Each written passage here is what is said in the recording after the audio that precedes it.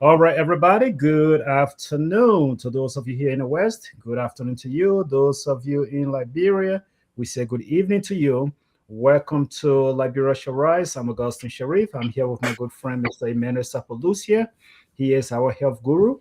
And Dr. Positive is going to be joining us here shortly.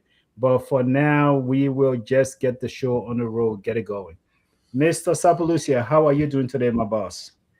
My brother, thank God. I'm wonderful. Just from service not too long, but life is good. Weather is getting hotter and hotter. Oh man, that is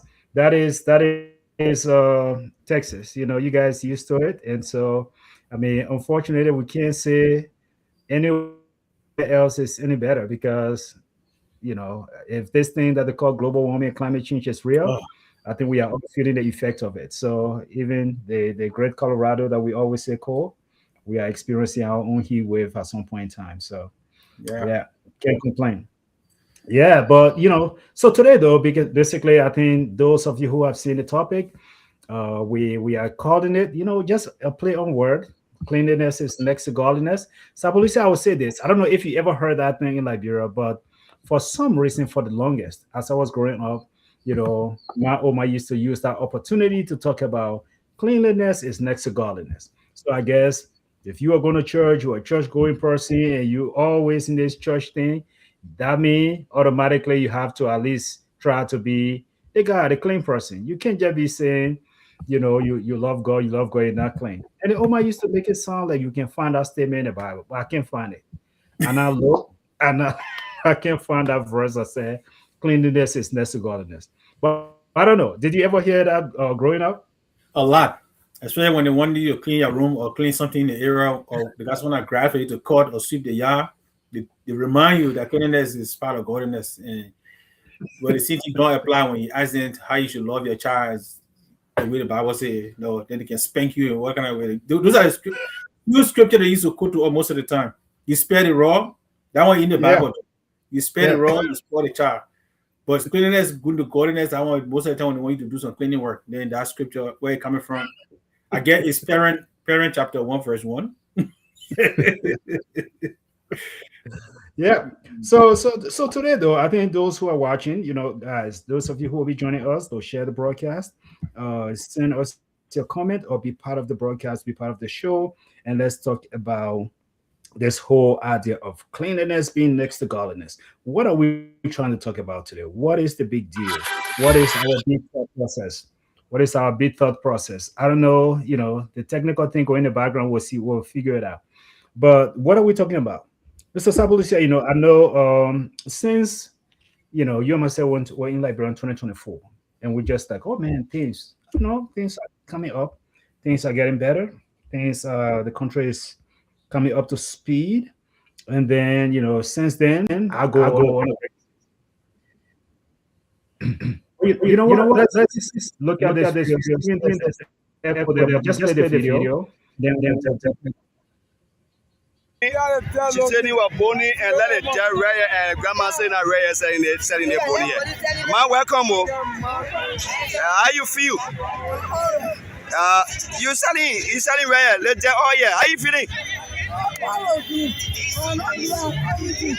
And the thing you saying as saying as song you take for in a Tony and put it straight in a more eat. And let that pack oh yeah. For how long you been selling the other day? Every day every day you selling here nearly dead. You been selling nearly dead for long, eh? Sometimes what? Sometimes they can take the dead off, but sometimes they can stay on there. So how long they been here? Say you been here? Eh? How long they been here? And I stay there, eh? They free to take that. They just free day. They get plenty that day. Okay, thank you, yeah? Thank you. Yeah, so she's right here selling. Selling her little food stuff here. And this is the garbage right at the back here. This is the garbage. This is it. You see all of these things, and these are food. These are food that can be eaten very quick right here in the garbage area. What do you made of it as a Liberian? To Liberian.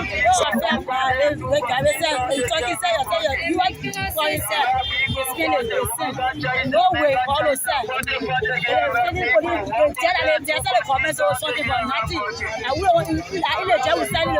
Because you people are selling food so red.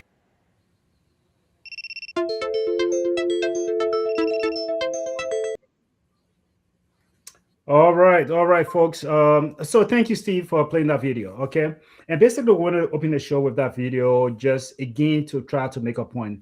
And thanks to the guys at Liberia TV Network. That video is courtesy of the Liberia TV Network. So thank you for showcasing that. And simply say, as you myself looking at this, this is where we're going with the show today. We talk about cleanliness is next to godliness. But as we were watching that video, you see the old lady, she's selling bunnies, she's selling some little dry fish and everything else. And when you watch the entire video, you'll see there are a lot of marketers in that area. And the place is muddy and people sitting practically in the dirt. They're sitting right there in the dirt and they're selling food, selling rice, selling different things. And people come and buy it and they drink it. They eat it, they drink it, they take it home, they do whatever they want to do with it. But let's not make this about Monrovia. I think when you have gone to Liberia, you have the opportunity to travel around the country a little bit. You go as far as Boone County. On this last trip, I went as far as Nima County. So let's talk about the country. Let's talk about, maybe we start at Monrovia because that's where most of us congregate before we spread our wings to other parts of the country. When you have gone, what is your own take on the cleanliness of the city? You can go from one administration to the next, it's up to you. But let me just hear your take on the cleanliness of the country. Yeah, so unfortunately for me, I went to the country all through the three administration. Early, we are in this government. But the last time when I went, this government was just coming in place. So, they were just coming in, so they had to clean the city because they have foreign guests coming in, which we normally do for inauguration. Yeah. So they are just just right after inauguration, so the city was still clean from that, but it was still part of the city that were dirty. That dirt has started coming back, right? Mm-hmm. So it had been a pattern. I know so far the only time that I went to Liberia that the city was really clean. And when I mean clean, it was clean post-war Liberia was when Mira Bro was city mayor. I can tell you that at that time, almost every sector of Monrovia that I traveled at that time was clean because she was ready on top of it. She was not sitting in the office and telling people go and do it. She herself was in the street and monitoring the cleanliness of the city. That's the only time that I remember when I went to the few times I've been to Liberia under the different administration. That's the only time that I saw the entire Monrovia. Almost when you go down to Central Street, you go to, because those are the most places that you can find dirty, right? Down Central Street and Odo area, certain part of Waterside, red light area, and stuff like that. And that entire area was almost clean that you can see, or that you could see. But under the George Weah government, yeah, they were talking about cleanliness, but it was not all over the place. They were just doing it for, in my opinion, for politics, where they will go in the street, they clean, and then they show on TV, and that's about it, right? And under this commission, like I said, yes, when I went 2024, they had just come into office. I have not been there since. So cleanliness was there, but you could see the dirt creeping back on the streets. I want to be fair here. I just want to focus on what I am showcasing right now, what we're showcasing. I also want to be fair. I think about a month or so ago, I saw a video where, the police, some members of the city police, they were actually going out at night and forbidding people from selling on the street, because people will go, and these marketers who are selling at night, they will go and bring the food on the sidewalk, and then they will dump that dirty water right there. They would take the charcoal from the coal pot and just dump it on the sidewalk and just clean the coal pot and go home and leave that filth there in the morning. And we are talking about around Newport Street, all of those places. I think Newport Street and the back road, there were places that they were highlighted in that particular video.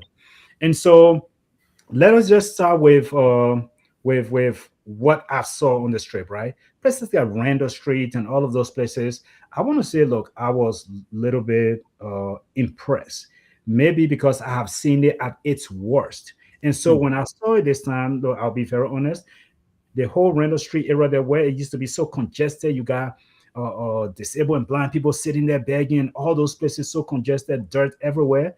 Randall Street was clean for the most part, and you had city workers that were there making sure we have parking, because I went and parked my car right there, and and walked to Waterside and did other things, and I came back, got in my car, paid my toll, and I left. Right, so it was really clean and organized. But some parts of the city were just still disturbing to see.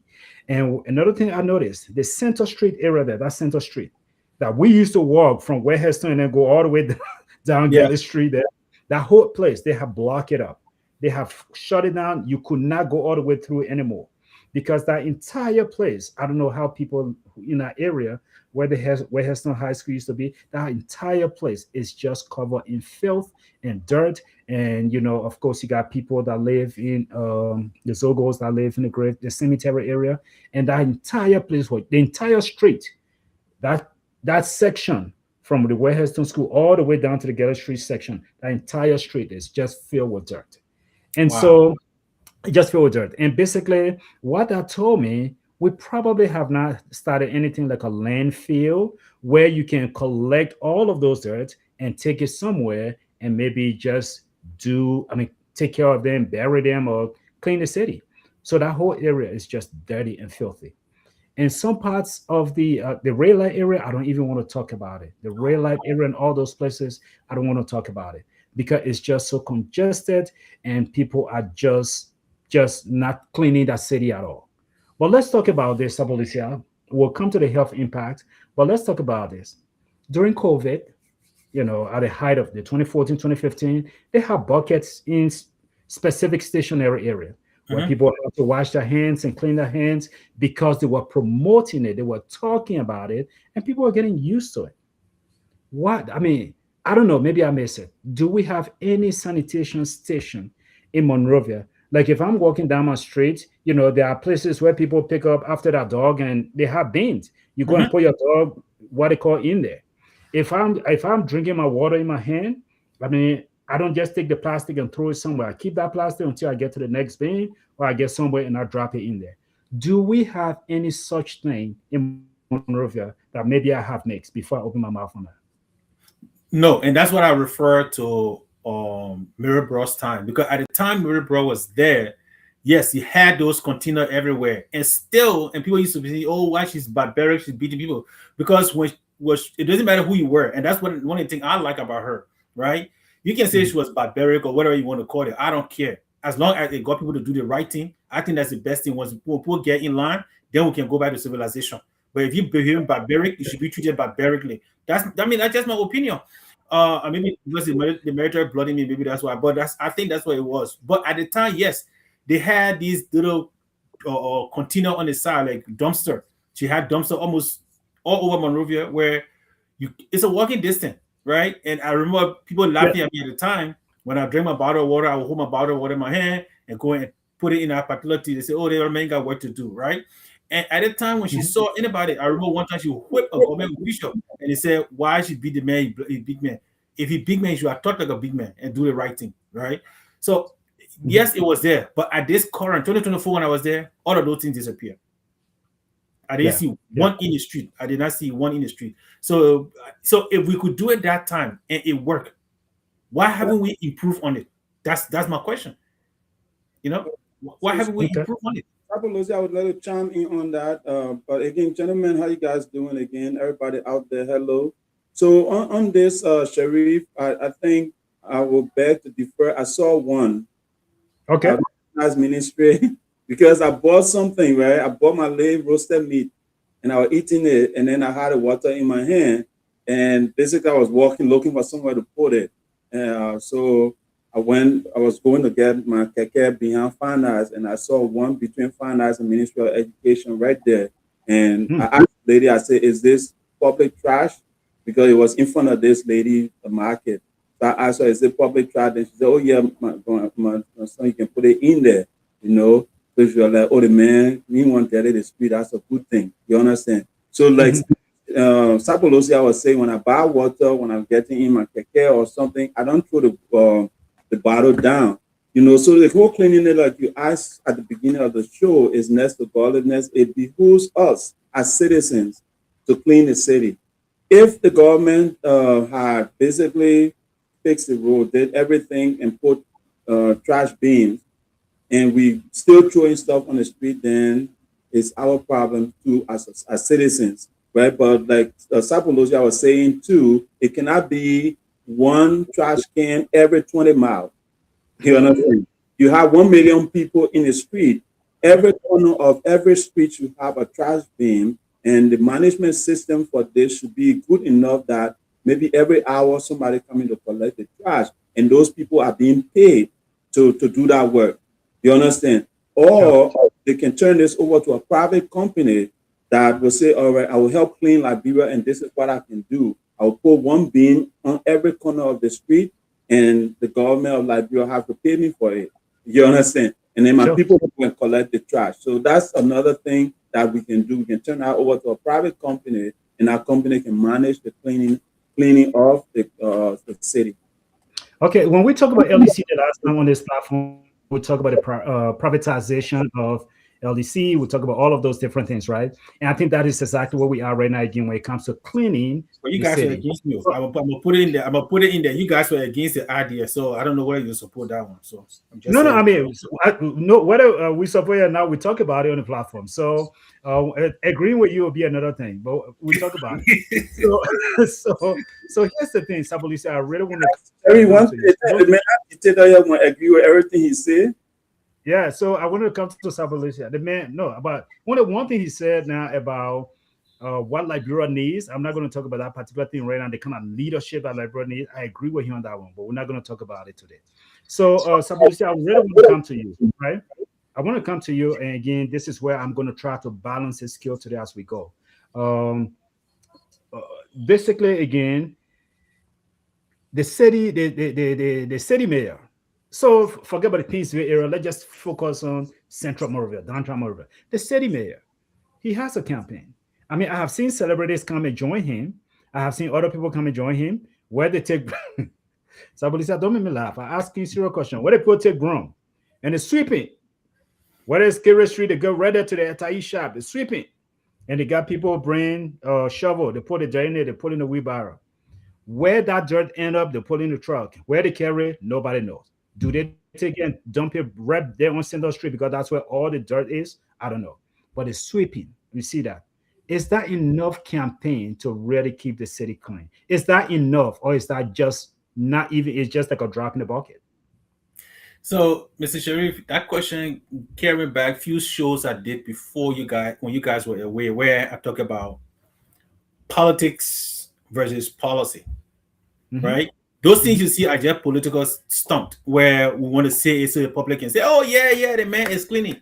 No, you have to be intentional about it because policy comes with intentionality.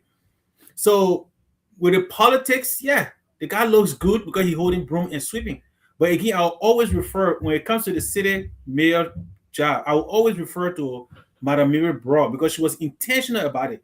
She didn't just show theatrics where she put stuff in the street and people come. No, it was a continuous thing while she was city mayor throughout her city mayor time.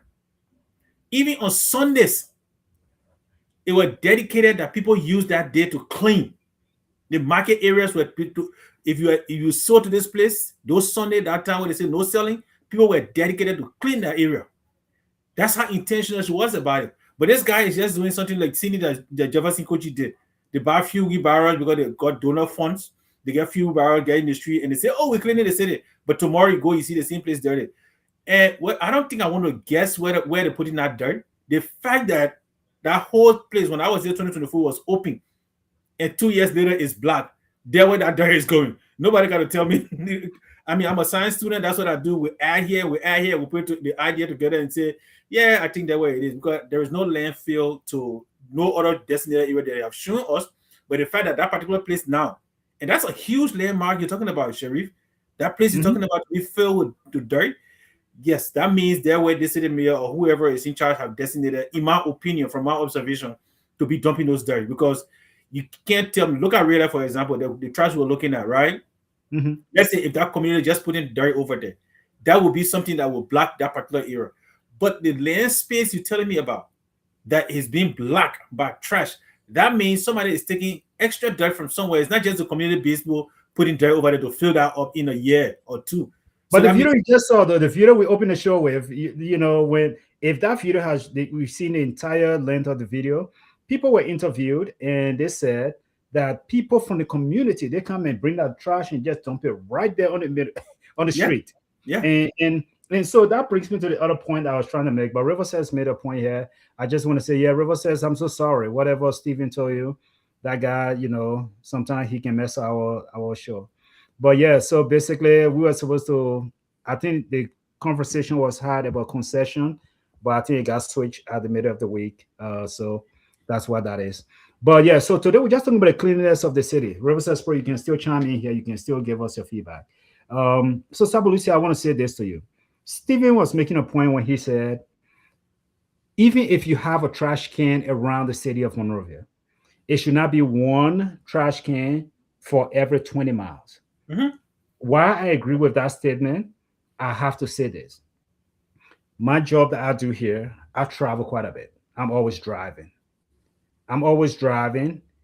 But something in my head, because of consequences, I seen sign posted that said, do not litter, do not do this, do not. Because of consequences, even if I eat my McDonald's, I get your free publicity, even though I don't eat your food, but you just got free advertising. Even if I eat my junk food, right? I would not dare take that trash, that paper, the wrapper that they used to wrap my food. I will not just take it and throw it through my window. I will not take my water bottle and throw it through my window. I will not take anything out of my car and just throw it through my window. And I'm not saying people don't do it here. Some people take chances. They will do it when no one is watching. They will do it every now and then. But it is not common. Some people, when you see their cars, you see wrappers, you see trash everywhere because they practically drive in their car, they're driving for work, they do. So weekends like this, they go to the car wash, that's when they clean their cars. Yeah. Okay. And so because of the consequences, if I was caught throwing that paper out there or throwing stuff out there, I know the consequences. I know the fines that come with it. I know the issue I'm going to get into. And because of that, I have been trained to think that this is not civilized.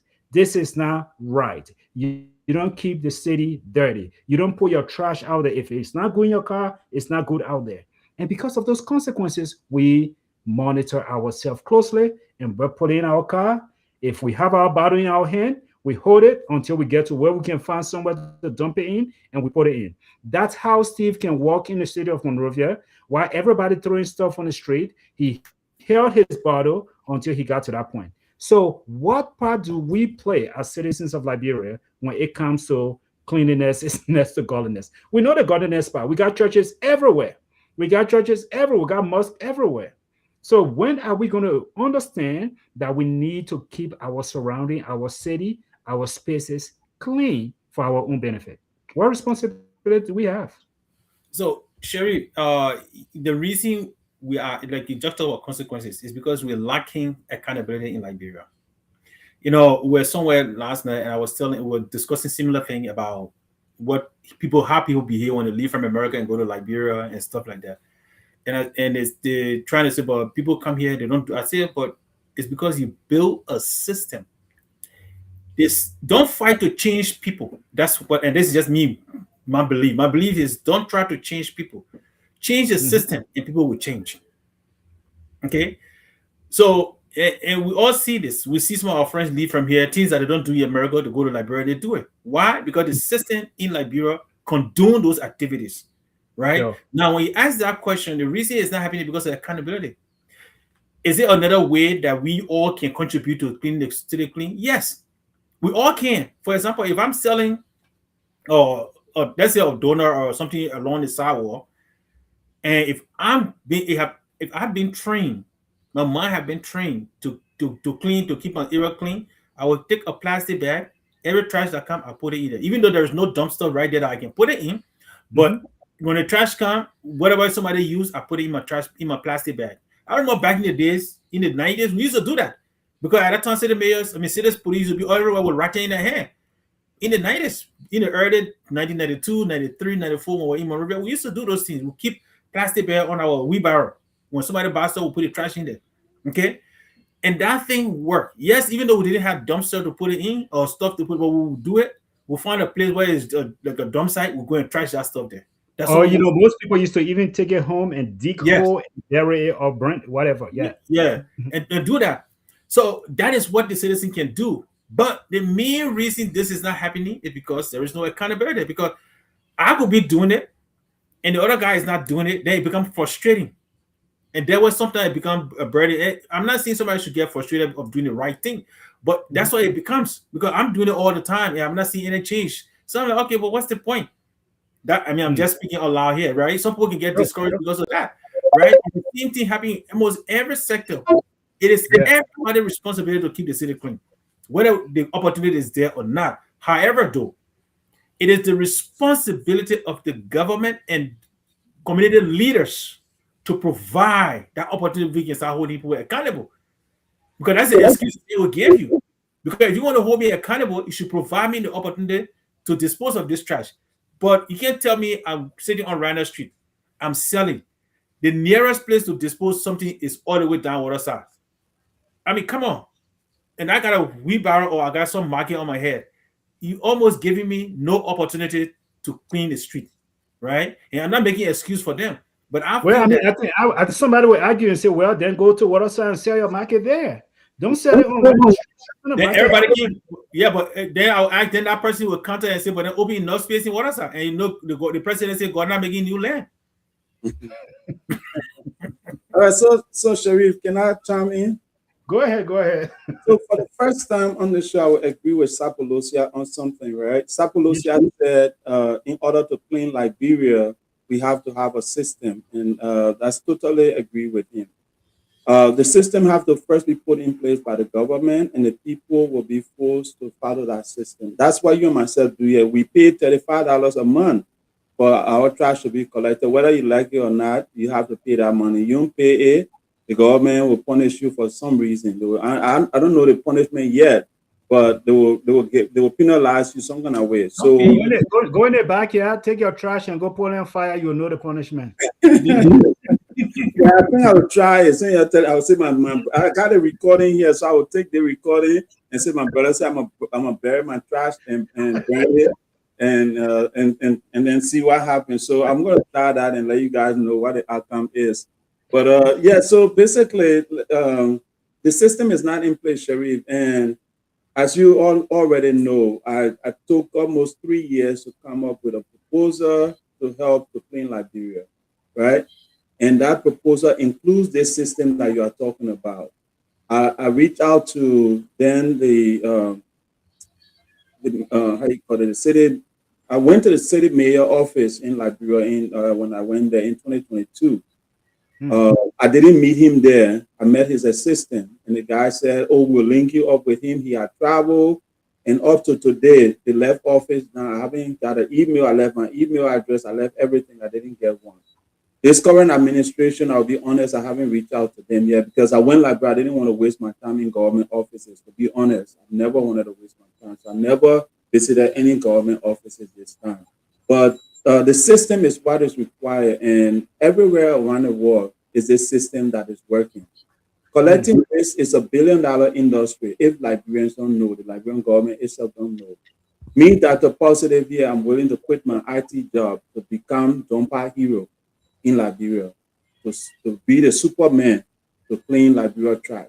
You understand? So if anybody in government listening today and there's a bid out there to clean Liberia, I'm willing to put my name on there and take that. But one thing I would say is some of us were not born with silver spoon in our mouth, so we don't have the money, right? So this has to be a public and private government partnership where even the Central Bank of Liberia and say, all right, Dr. Positive, we look at your proposal. We think there's bone in it. We'll sponsor it. And you have to deliver. If you don't deliver, we will put you in jail or whatever the law say in Liberia, you bear the consequences of the law. So then I'll be forced to deliver. But I'm looking for funding, honestly. I'm looking for funding. And once I have that funding, I'm going to pack up my things and go to Liberia and start that project. But that's what we need. If the government can do it, they have to turn it over to somebody, whether it's me or someone else that really have a system to implement. And I'm telling you, within 5 years, Liberia will be at a different level. So here's the thing, though. Sapolisi, I'll let you come in, but here's the thing. Just to kind of maybe put a little twist to what Steven is saying. I think that's a very good thing that you're doing. You want to connect people who you can kind of connect with. But here's my thing. You know, the same example you were using here. What we have here in the US, for example, you know, most of the cleaning that take place, unfortunately, you know, I mean, fortunately, not unfortunate, fortunately, it is actually a private enterprise. Private enterprises are actually doing that work. They're not waiting for my city council, my city to approve it. But no, they link, like you correctly said, they link themselves with the city council and say, look, we want to be responsible for your city of Houston. We want to be responsible for your city of Keller. We want to take care of Dallas waste management. So whether it's waste management, whether it's Apex, whether all of these companies, man, these are all, and they buy their land, they know exactly what they want to do, they present their blueprints, and they know exactly, city mayor approved, they come in, they get funding, whether it comes, I don't even think majority of that funding come from the city. Most of it actually come from private donors. Yeah, go ahead, Sabu. Yeah, so I mean, what in Liberia setting though, I think he would need the government, and this is where I want to tackle it from this angle. You see, in Liberia, we spend millions of dollars every year on fertilizer. That's another benefit to the agriculture ministry. Even the Ministry of Agriculture could partner with you if they will look in that direction. Because if you look at most of our waste, they look at Douala, they look at Relight. Most of the waste are organic material, which when you decompose become fertilizer. Yeah. Right? So if the Ministry of Agriculture can partner with any private entity, they can save millions of dollars on that, because they can provide you the land where you put that waste, right? You provide the transportation, you provide the staff. Those where the partnership can come. Sometimes you don't really, and let Mr. I mean, if they can give you opportunity, Dr. Positive, there are ideas that you can use that you don't need millions of dollars. You don't even need thousands of dollars. You can start small, but the government should support you when it comes to the payment. Yeah. That, let's say you on water side or you Douala, for example, you say, let's take Douala, for example. If government say, Dr. Positive, let's make sure Douala market is clean. The Ministry of Agriculture, since Douala market, most of the waste are organic matters. Those waste are, the Ministry of Agriculture says this one way to dump it, right? That partnership with every market woman in Douala, because if you watch that video, how much they say they're collecting? $50, Liberian dollar, right? So let's say every table is paying you that $50 to clean that place. There where your business is beginning. So you may not need money from the bank of whatever, but you start with that Douala. If you can maintain Douala for a year, you get your resources from there, you employ people the water side, you employ people the rail line. So the only thing you would need is that enforceable aspect where we're working with the ministry, I mean with that city mayor or the city department or the cleaning department to tell you, say, okay, you honor take this cost. This is what you're going to be collecting from these private people, and then you can expand from there. That's how I see it from that angle. But I think Ministry of Agriculture should have an interest in this as well. And just to add to something Sherry said earlier, in order to do waste management, you have to have a designated place, right? And one thing I found out from Liberia EPA is when I was serious in 2022, actually pursuing this because I was actively looking for funding, and part of the funding requirement was you had to have a designated place. So I called the EPA and I said, listen, I'm a small business, I'm looking to do waste management. Is there a designated place in Liberia for us that is designated for waste management, for you to dump waste? And this person told me, oh no, we don't have that, but what we can do is You have to buy your land, right? Come to us, then we'll send the people that will investigate. And then when the land qualify as a waste site, right? Then you can start your business. So as I asked the person this question, serious, I was like, all right, as a small business, you're telling me I should buy 10 acres of land somewhere here. Your EPA come and investigate. If this land is not designated as a waste area, let's say I buy the land in the middle of Douala, in the middle of everything, and then I designated at that place is ask them to go and check. They come and check. Did that land not qualify? Then they say, all right, your land not qualified. Then now I have to go and buy a different land.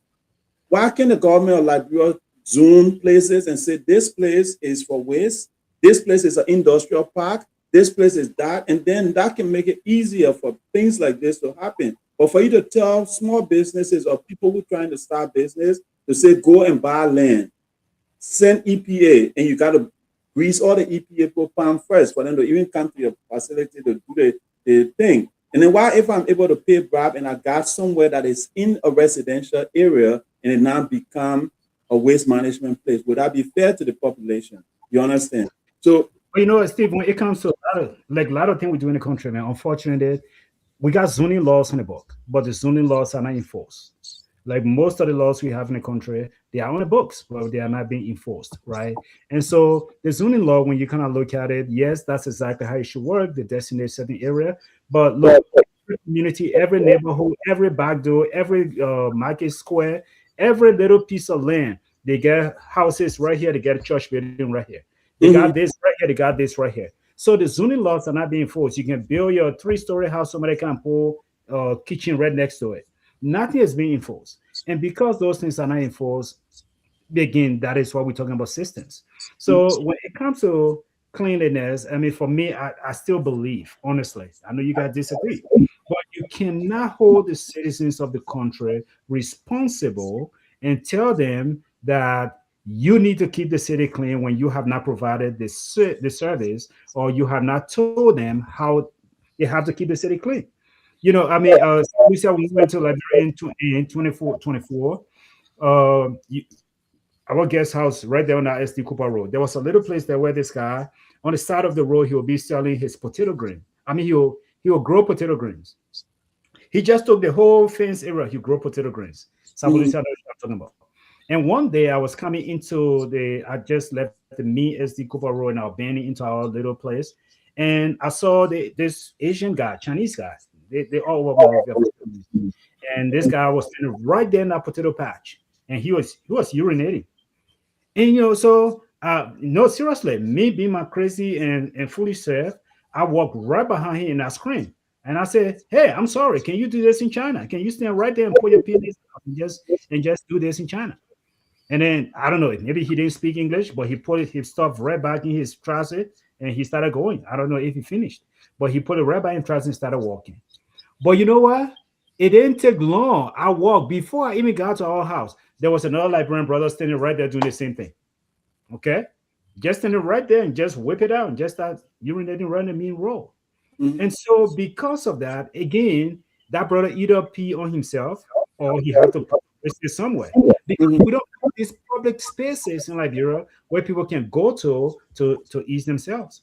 And the same thing comes with waste management. The trash is all over the city. Again, I don't want to generalize, but some parts of the city they're doing well. But most part of the city is a serious hazard with trash. People just parking. When you go to that Japanese freeway area, forget it. Every little section you drive, you just see trash. People burning stuff in the middle of nowhere. People burning trash in that neighborhood. And so I say that to segue into the health impacts. Police. Let me start with you. I know we're talking about trash. We saw the video. Let's talk about the health impact. What does that cause the people when it comes to the health in the country? And taking into consideration our life expenditure in the country. But look at that where that lady was sitting, right? If you look there, you see somebody have empty cup, plastic bag, and all the other stuff. Guess what? When it rain, what goes there? The water set in those places, right? Yeah. So as the water sits there, where does the mosquito lay eggs? The Still water, water. right? That's something. The picture is giving echo. So the mosquito lay eggs in the water. So right there, you just purchase. I don't know what is it purchase, but you just distributed malaria, right? And in that same area, since we are wasting organic material, what you think gonna come by? Rats. Rats gonna come by, right? So as the rats Maggot. come to get feeding, what are they leaving behind? The urinating, the stool and stuff. And as that rain falls, that water is going to the community. What coming next? Typhoid. So you just give somebody typhoid, right? If that water goes into the poor drinking well, what did we just purchase? Cholera. I mean, and the list goes on, right? And then if you start to burn it, think about the different gases you are putting out, methane and all the other different chemicals, carbon monoxide, and all those different chemicals that are coming in your respiratory tract. So you start somebody say, "Oh, I have never smoked in my life," but yeah, you've been studying in real life for the last 20 years, and almost every week or every other week, they're burning this different chemicals, different mixture of chemicals, and you inhaling them. Now you got lung cancer. You don't know where you got your lung cancer from, even though you have never smoked in your life, right? And you got so the health risk is so high that people look at some of the pictures of those people that are there. Some of them, they might be eating 2-3 times a day. When I used to sell in the street, I ate more than the guy who was working in the office. I can tell you that because we have level, right? But our body was still drained because we got all these different things that we are exposed to. But if you look at those people, look, their jawline is inside. Yeah, you are, all of us sitting here. If you check here, our collarbone, we are well hydrated. Okay, our jawline is puffed. It's not like that, right? So these are all different things that are affecting them health-wise. And this is the way the citizens themselves need to be concerned about because, and they know it because if you watch the video, they tell you, they say, yeah, we think about the health risk, but they are almost telling us there is no opportunity out there. So we are forced to be here to find an opportunity right here to survive. And like last night, I was telling people, I said, look, in Liberia, we're talking about corruption from the lower end. And I said, look, why it is true, I don't condone the people stealing, picking, all that stuff. But let me be frank with you. Liberians are proud people. They are almost forced to go and pickpocket because there is no opportunity. And I'm not condoning it, but in order for me to tell the guy not to do this, I must provide him something to do so that he doesn't go and pickpocket. And in order for me to tell people don't sell in the dumb part, I must provide an opportunity. One of the ladies in that video said, "Look, we want to go even in a place to sell, in the market building to sell, but there is no space." And then we'll go to the place, say the police chasing us. So we have almost no choice, and they gotta survive. So people are living by survival in Liberia. So the health risk is there, and they know. And so, Steve, let's talk about health risk. You just came back from Liberia. Let's talk about the health thing. There are people that have and what is respiratory disease. People can't breathe, and I mean, one of the things I always say that when you walk around Monrovia, you see everybody so uptight. I don't know. Most people, not everybody. Again, I don't want to generalize, but most people are so uptight, so uptight. You sometimes you're talking to them, they don't even want to answer you. And this last trip I was on, I asked one guy, I didn't know him, but I just said, "Hey, brother, how you doing?" And the guy said, "My man, you don't ask people how you doing." No, seriously, I'm telling you something serious. I believe so. So my man, somebody making flower with you, or they're not shaking your hand. No, I mean it happens all the time. Seriously. And for me, I like to interact. I like to engage with people. The same way I can talk with people, I like to talk. So if I go and meet your city somewhere, I'm not just going to come and walk past you. To me, it's not polite. I will start, "Oh, gentlemen, how you doing? How's everything? What we eating?" I just start some kind of joke. But I say, "How you doing?" The guy say, "My man, don't be asking people how you're doing. When I tell you my problem, you'll solve it." Oh, so no, seriously. And the guy, I mean, he was serious about that. So I said, "Oh, my man, forget that thing." Basically just a whole small conversation. But people are just so uptight. And the uptightness for me, I look at it, that could also contribute to your own overall health. You're so stressed out to the point that you don't even have time to laugh. You think laughing is a sign of weakness for you. Just so serious. By the time somebody say, "Oh, my man, move from here, man." No, relax. You laugh. And so, I mean, when I was over there, seriously, our guest house, I have one Zogo guy, Achi. The kid will come to the house in the morning. He will bring his whole used trash bag, rice bag. He will take all of our trash and he will put it inside. And we'll get him 200 or 300, and then he take our trash. One day he was taking the trash. So police said, seriously. One day he was taking the trash. I just asked him, I said, Achi, where you can take the trash and dump it? Then he said, oh, bro, I can take it over there too. So I said, where's over there? He said, oh, bro, I mean, over there, the other place on the other towards the main road area there. And he never gave me a square answer to say, oh, I can take it over here and then the truck can come and pick it up and stuff. So, yes, we may think that we're cleaning our own yard and someone is coming and picking up that trash, but they're dumping it somewhere else backyard. Yeah. We have no idea. So the health risk is just there because in the night, people burning stuff. They're burning stuff, you're inhaling all of that. When it is plastic bag, it is some kind of can, it is something you're not drinking your beer from, all of those things you drink it, you inhaling it, it causes serious health concern, respiratory issue in the country, people there with asthma, people there with all of these different things. And then we look at it and say, oh, witchcraft. The life expectancy in the country is very low. Go ahead, Steve. Yeah, so you did ask me about the health concern, and I just want to say thank you to everybody that's watching. We have the number here. You want to still participate, you can call in. And we will say, don't let Sherry blame the thing on me now with our story for another day, but we'll talk about that one. But anyway, so I'm a living miracle, Sherry, Sapolosia. I suffer 2+ malaria, right? So my question on this trip, why you on this trip? Sorry to interrupt you.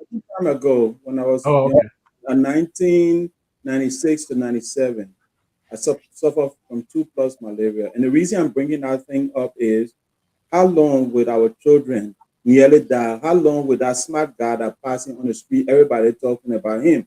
How long will we have so many of our fellow Liberians losing their life or losing their future because of a disease that is caused by us, right? Malaria, simple malaria. People get 2+ malaria. Once they see them walking, talking by themselves, the whole family abandon them. Thank God my mother and my family kind of saw the emergency and they did everything they could to help me to survive. That's why today you guys have Dr. Positive. But if my mother had overlooked that and said, oh, he will be fine, today I wouldn't have been here. You understand? Sure. Because I've been one of those smart, crazy guys passing on the street. Eventually, somebody will have killed me and then it will have been over. You understand? But long story short, I suffered 2+ malaria. And today it's even worse because the place the dirt was, by that time, normal time, it was not as bad as it is today. And now we have worse situation where the country is first, the city is first overpopulated. So we have more people peeking around the corner, like you were talking about, right? We have more people shitting on the beach, Sharif. We have a beautiful beach. I went on the beach, and these folks, they line up in the morning. I said, it hurt me so bad, brother. They line up in the morning to shit on the beach. And I'm like, in Liberia, in the 20th century, 2026, this thing is still happening. I thought this was over. Right? So in running now, you're not just dodging the ocean water. You know how when the water coming to you, you have to dodge it. In running now, you have to be dodging people at the same time dodging the ocean water. So when you leave on the beach, you totally fit, brother. I'm telling you. Yeah, so imagine if I had spent 1 month on that beach, I came back to America, you're not going to recognize me because I was going to be so fit. But Sharif, the whole thing has to be systemic. Like we keep saying, the system is not there, Sharif. Until our government sit down and say, how much would it cost us to clean Monrovia? Let's just forget about every part of Liberia for now. Let's say, how much would it cost us to clean Monrovia? Come up with that blueprint. And that blueprint, once it's set, we have our implementing force, put a budget together. Ask the city mayor today how much he have to clean Monrovia. He have probably zero on his budget, or he waiting for donor fund. That has to change. The cleaning of Liberia or of Monrovia have to be budgeted. It has to be a budget item in our budget. That say if it costs us $10 million to clean Liberia every year, that $10 million, no question asked, have to go toward maintenance of the trucks, have to go toward maintenance or paying the people on the street. The same way they have the people collecting ticket now, they can have people there specifically to collect trash. You understand? And make that so beautiful that people feel proud. You understand? In America, they call them environmental engineers. You can call them something where they know that they're getting paid. Those people's salary should be something good, close to people that are working in office. You understand? Not because somebody cleaning trash, they should make $30 less than the person working in the office. That person should be paid well. And shall we, once we put those things in place, at least we'll start eliminating some of the water that's sitting down water side that causing more mosquito. Because once the trash gets clean, people will start seeing the benefit of having a clean environment. You understand? And we have to rebuild our sewer system. I don't know how to do it since the system is old, but we have to start engineering the next city to say every city has to have a sewer system and start developing that going forward. But we have a lot of work to do. But Sherry, where to start from is just a basic physical or how you call it, visual look. The city itself, when we're passing on the road, we shouldn't be seeing all the things that we see on the picture here. I mean, I don't want to put too many people business out there, but I will just pick on Sapalucia, for example. I'll pick on his I'll pick on his sister-in-law. And Sapalucia been to the spot I'm about to describe, so he probably won't have problem with it. But look, nice woman, nice lady. Every time we go over there, she got nothing but complimentary things. She's very appreciative, hard worker. But Dr. Postole, the place the woman sell, where she sells, every day you just see dirty water running. Whether it's rainy season or dry season, dirty water. They're just sitting there. And you know what? Majority of Sapolisa, correct me if I'm wrong, majority of water is just feces. Water, just smelling. That woman can spend anywhere between 6 to 7 hours a day over there selling. My man, I felt bad because I went over there. You know, I'm not going to say her name. This is Waterside, still in a little corner there. And she can make business that people come there. When I went over there, the woman asked me, she said, let me send some for food so you can eat. And I said, what? People can sit there and eat? But you know, I just told her, I said, no, ma, I ate before coming. Politely, I just declined because, my man, the smell alone from that place, it was really just doing something to my nose. I think they said once you're in an environment too long, your system get immune to that scent. Your body get put up. No, it's the smell. They say you lose your they call that desensitization smell. Yeah, so yes, but basically, you desensitize to it. But that doesn't mean it is not affecting you because you're still inhaling it. You still inhaling it. You know, the people that died from COVID, they lost that sense of smell. However, they were still they were dying on the inside. Right? So, and smell is one of those things you lose when the body is really giving up. You lose them. And I understand the whole concept of desensitization, all of that. Yes, we get desensitized to stuff. Man, Sapalucia, I've been to the spot. He knows what I'm talking about. The place I used to live on that front street there. I used to live on that front street, that little corner there, that little place before you leave to get to Greater Refuge Temple. That place from day one, that place used to be a clock era, toilet water running. It's still running there today. Still running there. That water is sewer problem. We know that's a sewage line. That's their problem. They will deal with it. But I'm just saying all of that contribute to the stench. It contributes to the sickness because I've seen purple water is running down to West Point. It's running down to that little river where we go and catch our little buka and we eat it. And all of these things are impacting people's health. And so we're not just talking about keeping the city clean. And look, and I'm not sitting here to kind of advocate for anything like to be a hypocrite. You can go to New York and just see how New York is infested with rats and dirty and all of that. It happened there. But you know what? At the end of the day, they're doing something about it. At least you see the truck. You see the cleaning truck, they're sweeping the street and all that kind of stuff. They're doing something about it. But you see, but this is a sad thing though, Sherry. And this is why some of us get tipped off when the so-called lawmakers, I will always bring them up because they are the one representing these people. I mean, we can blame the executive here all day, all night. It's good, but let us not forget the whole country elected the executive, right? Mhm. But you from district number one to district number whatever you're got in those places, you are the one representing those people that are sitting in those trash. What are you doing for them? Because the reason they elected you was to go in our house to speak on their behalf, to do things on their behalf. That's what they call representation. Mhm. But you go there, all you're after is how much more money you can get to put in your pocket and how much more hardship you can put on them. You're not even trying to sell interest. So what are the lawmakers doing for their districts? Yeah, okay. I mean, I can criticize government all day. I have their own criticism, but everything that we talk about that are affecting Liberians, it stems from your lawmakers, your representatives.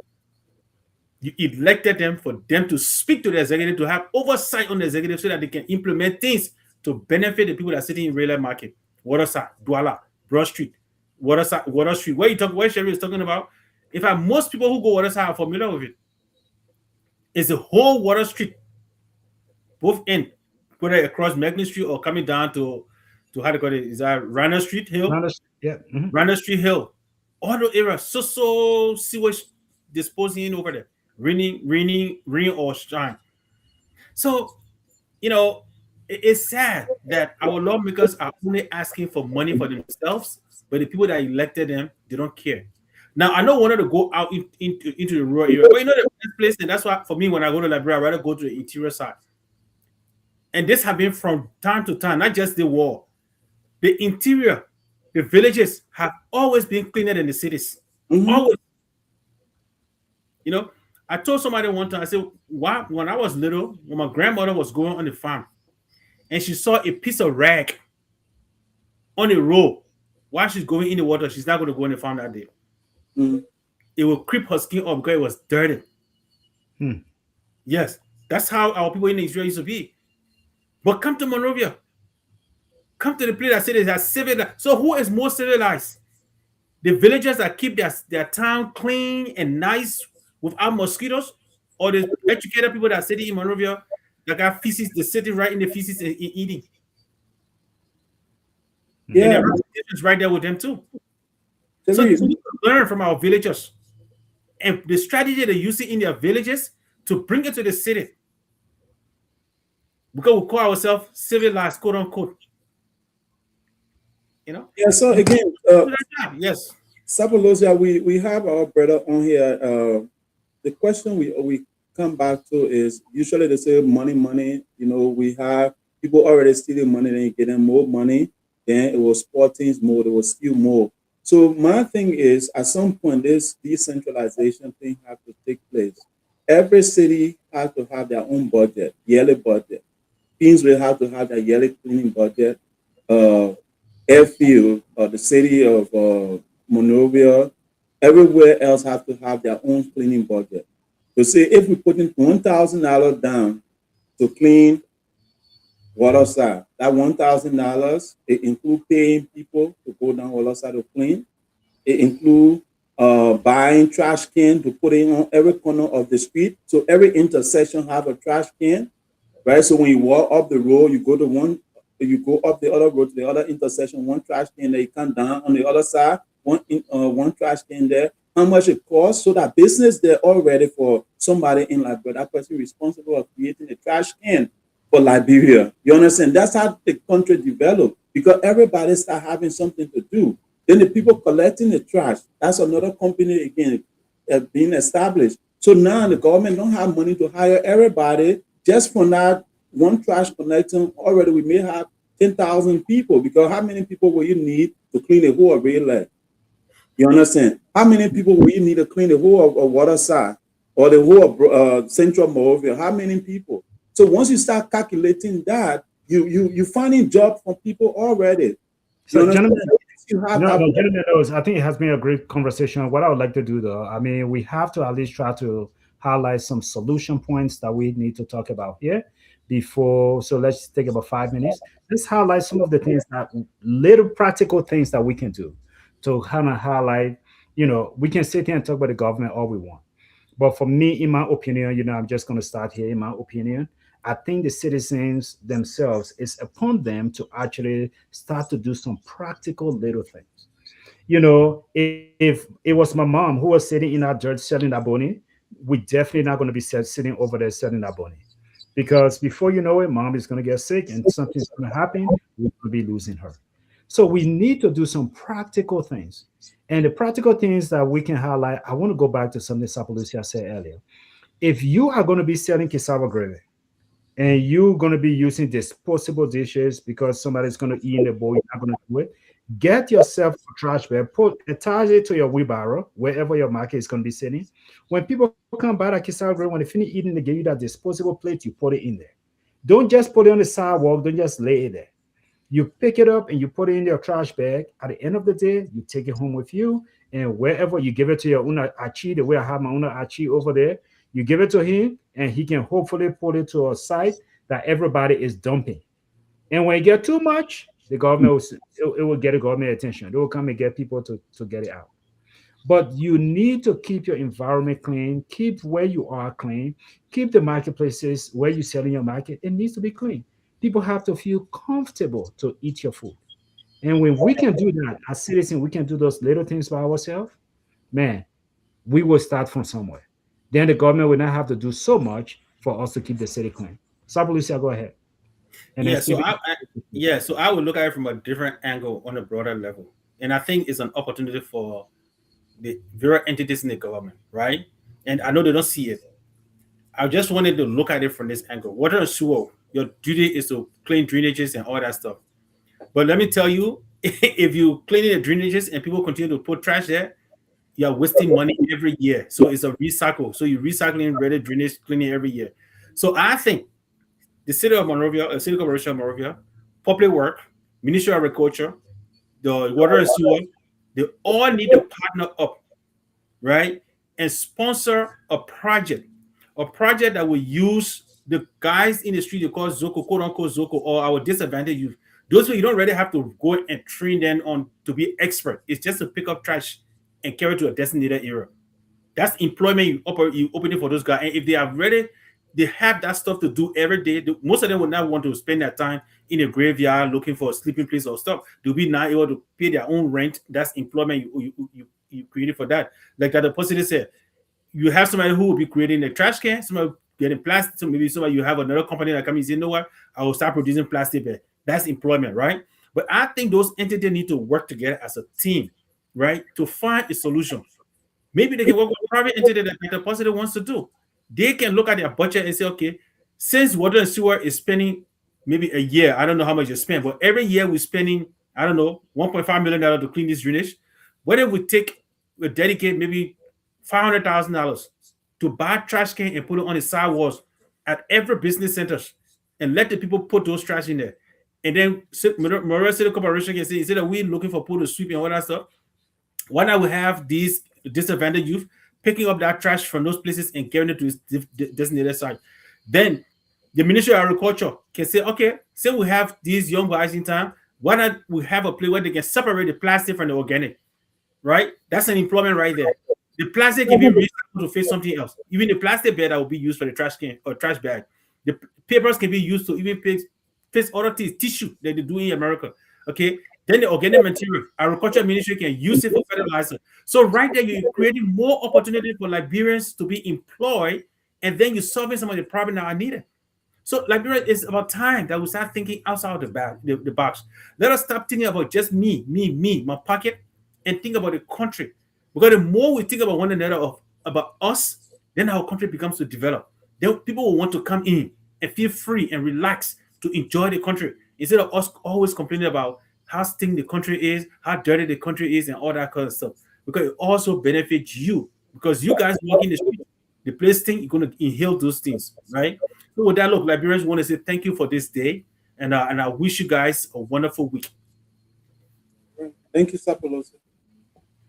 Okay, finally, I want to thank you all for watching again. This is Dr. Positive, and I want to thank my colleague here. It's been a great discussion, but in normal time, we have something called Pupu Factory in Liberia, in Fiama. Pupu Factory was there, and it was responsible for probably creating fertilizer and all those things for all the people in agriculture. We need to create these entities again.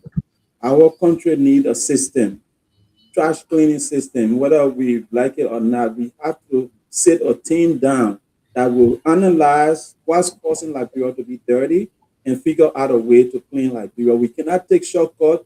Taking one shovel, bringing 10 boys to go clean one part of the city is not city cleaning. We need more than that. We need a system that says every time a trash touch the street of Monrovia, we know where it's being picked up, who picking it up, where it's going to end up, because the trash we saw in the video earlier, this at the beginning of this show, is because people have somewhere to put trash, but they don't have nowhere to there's no system to take that trash to another place. So that's what causing Liberia to be dirty. So until we come up with a system that will fix this problem, we will have a dirty Liberia. And in order for us to fix it, if the government cannot do it, let's do a public-private partnership where we can partner with other entities that are ready to do this job and give the responsibility to them to clean the city. On that note, I want to say thank you to you guys, the gentlemen. You guys have a wonderful week. It's been a great weather out here. I wish you guys all the best. You enjoy your week and take care. Say hi to the family for me.